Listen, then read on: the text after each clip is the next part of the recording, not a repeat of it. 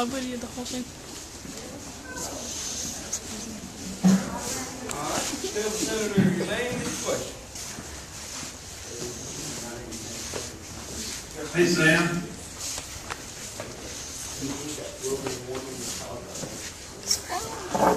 I believe that there are lots of things that can fix the climate, including mankind. I have been to Greenland. I've studied the global warming issue a lot.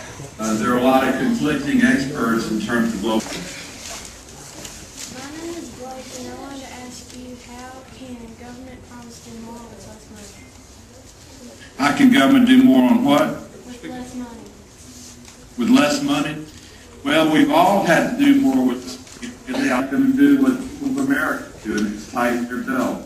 Prioritize what we spend. Understand that the most important thing we can do is educate our youth, defend our country, for new cure medical diseases and things of that nature. I mean, some things we spend money on we no longer can afford to do. So what you have to do is prioritize. It's called a cost-benefit analysis. You take a look at what it costs you to do something. You take a look at the benefit it provides. And if the benefit it provides it doesn't justify the cost, then you cut the cost out and you spend your money on the most important things you can do. That's how you live within your means.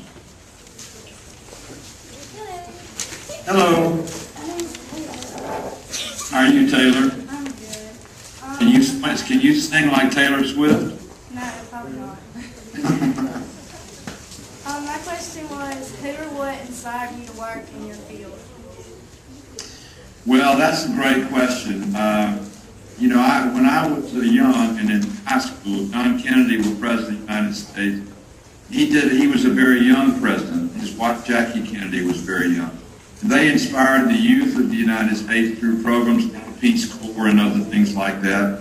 And when he was tragically assassinated in 1963, it really took all of us who appreciated public service, appreciated what he'd done, to try and be a part.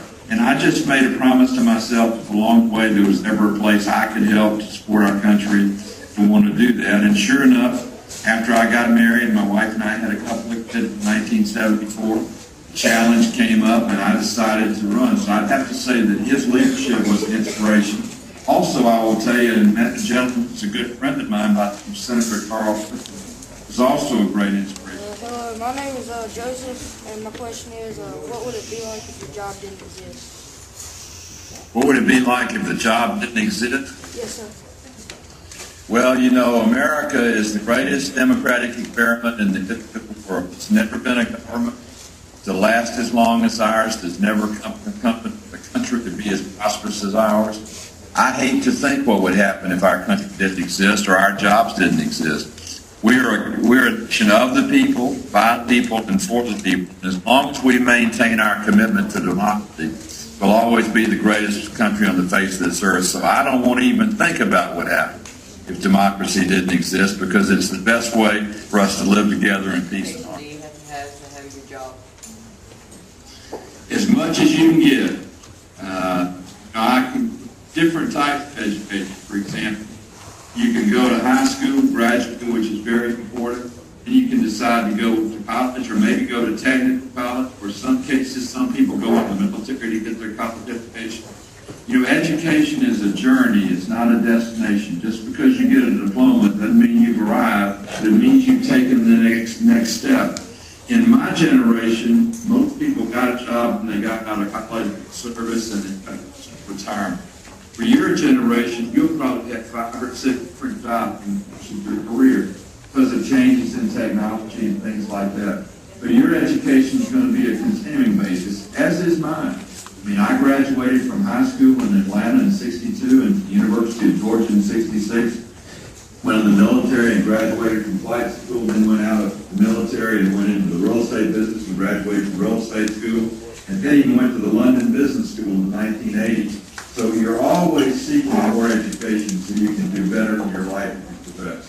And you choose the track that's best for you in terms of interest and your skills. Maybe college, maybe technical school, maybe the military, but whatever it is, you need to continue to build your education day in and day out throughout your life.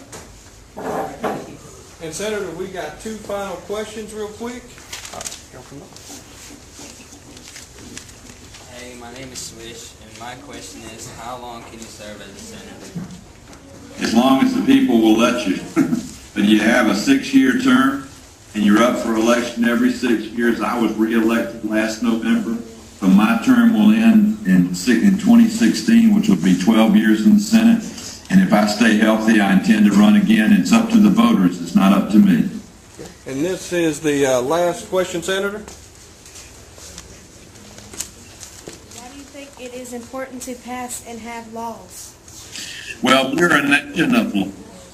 Our laws govern our civil society. They protect the individual right to you as an individual. We have a constitution that gives us the guidance as to how to set up our country. It says everyone in our country is entitled to life, liberty, and the pursuit of happiness. It created the Congress of the United States, passed laws necessary to protect your rights, and a court system to see to it that the legislative branch didn't get out of the way, and an executive branch to see to it that we have leadership. Without laws, you have chaos. Without laws, you don't have the opportunity to live in a civil society. We're a nation of laws, not a nation of men or women, but we're a nation that govern together so we live under one set of standards that we believe in. That's what makes the United States separate and different from almost any place in the world. Thank you. Senator, if you will, I know your time is limited. If you would just tell these students a little bit maybe why it is important to stay in school regardless of what career they take, and we sure do appreciate the time you've given us this morning. Well, I want to thank you, Gene, for you letting me have the opportunity. And I would just tell all of you, I'm where I am today not because of me, but because of the education that I got. And in my career, I've learned, had to be trained over and over again in my business. Education is a tremendous asset, and the lack of education is a tremendous liability. So when you work hard and get that high school diploma, you build on it. You build on it through a post-secondary education at a college or a university or a technical school or a specialty school in terms of training. The better educated you are and the better trained you are, the better your life is going to be and the more prosperous your economics are going to be. And there's one secret I want to leave you with. The most powerful thing you learn to do in school is to read. Your ability to read and comprehend is the key skill that you get, because reading is an education process for a lifetime. So commit yourself to always reading, commit yourself to setting aspirational goals to graduate and move forward. Take advantage of your education over and over again. Gene, thank you for having me, and thanks to all of y'all. And Senator, we appreciate it. Let's give the Senator a round of applause for coming.